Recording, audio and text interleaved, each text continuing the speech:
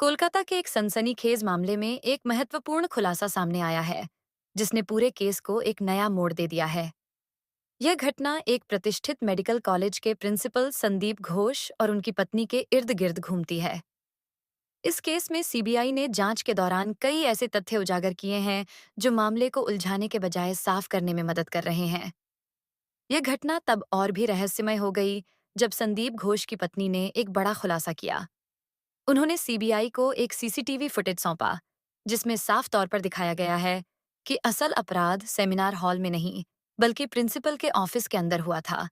इसके बाद डॉक्टर बिटिया को सेमिनार हॉल में ले जाया गया और वहां एक नकली सीन क्रिएट किया गया ताकि इसे आत्महत्या के रूप में पेश किया जा सके। इस घटना के बारे में जानकारियां सामने आने के बाद सीबीआई को अब तक कोई ठोस सबूत नहीं मिला था, लेकिन संदीप घोष की पत्नी के द्वारा दिए गए फुटेज ने पूरी घटना को स्पष्ट कर दिया। इसके साथ ही अब इस मामले में लगभग 20 लोगों की गिरफ्तारी की संभावना जताई जा रही है। प्रिंसिपल संदीप घोष पर न सिर्फ इस अपराध को छिपाने का आरोप है, बल्कि उनकी पत्नी ने उनके खिलाफ घरेलू हिंसा के आरोप भी लगाए हैं। उन्होंने कहा कि संदीप घोष ने एक बार उनकी गर्भावस्था के दौरान उन पर हमला किया था, जिससे उन्हें काफी चोटें आईं। सीबीआई अब संदीप घोष और अन्य आरोपियों के खिलाफ कड़ी कार्रवाई करने की तैयारी कर रही है।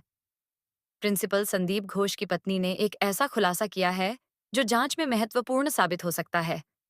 उन्होंने सीबीआई को एक सीसीटीवी फुटेज सौंपा, जिसमें स्पष्ट रूप से दिखाया गया है कि डॉक्टर बिटिया के साथ हुए अपराध को सेमिनार हॉल में नहीं, बल्कि संदीप घोष के ऑफिस में अंजाम दिया गया था।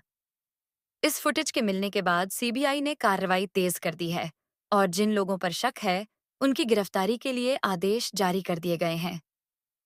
घटना के विवरण में बताया गया है कि डॉक्टर बिटिया के साथ क्रूरतापूर्वक अत्याचार किया गया था, जिसमें उसके शरीर के अंगों को गंभीर चोटें दी गई थीं।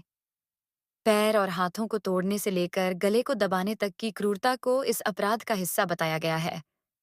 यह भी कहा जा रहा है कि अपराध स्थल को छुपाने के लिए सेमिनार हॉल में एक झूठा सीन क्रिएट किया गया था, ताकि असली अपराध स्थल से ध्यान हटाया जा सके। इस पूरे प्रकरण में संदीप घोष की पत्नी की भूमिका बेहद अहम मानी जा रही है। उन्होंने न केवल सीसीटीवी फुटेज को सबके सामने लाया, बल्कि यह भी स्पष्ट किया कि उनके पति ने उनके साथ कई बार दुर्व्यवहार किया था। उन्होंने खुलासा किया कि संदीप घोष ने अपने ऑफिस को साफ करवाने के लिए खास तौर पर केमिकल और डिटोल का इस्तेमाल किया, ताकि अपराध स्थल के सबूत नष्ट किए जा सकें। इसके बाद सीबीआई को संजय राय के बारे में भी जानकारी मिली, जो संदीप घोष का करीबी सहयोगी था। संजय राय ने इस पूरे मामले में महत्वपूर्ण भूमिका निभाई थी और सीबीआई के पूछताछ के दौरान उसके हाव भाव से यह पता चल गया था कि वह पूरी घटना के बारे में झूठ बोल रहा है। पीड़िता की मां ने भी पुलिस पर आरोप लगाए हैं कि पुलिस ने इस केस को दबाने की कोशिश की थी। जब वह अपनी बेटी से मिलने अस्पताल पहुंची, तो उन्हें घंटों इंतजार करवाया गया और उनकी बेटी के बारे में झूठी जानकारी दी गई। पीड़िता की मां का कहना है कि उनकी बेटी ने कुछ ही समय पहले उनसे बात की थी और वह खुश थी, लेकिन अचानक से उसकी मौत को आत्महत्या बताया गया, जो कि उन्हें गलत लगता है। इस पूरे मामले में पुलिस और अधिकारियों की भूमिका पर भी सवाल उठाए जा रहे हैं। पुलिस ने बिना पोस्टमार्टम रिपोर्ट के ही घटना को आत्महत्या करार दिया था, जबकि साक्ष्य यह दिखाते हैं कि यह एक सुनियोजित हत्या थी।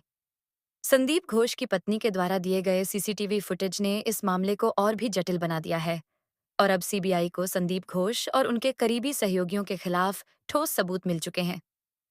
इस खुलासे के बाद सीबीआई की टीम 20 से अधिक लोगों को गिरफ्तार करने की तैयारी कर रही है, जो इस अपराध में शामिल थे।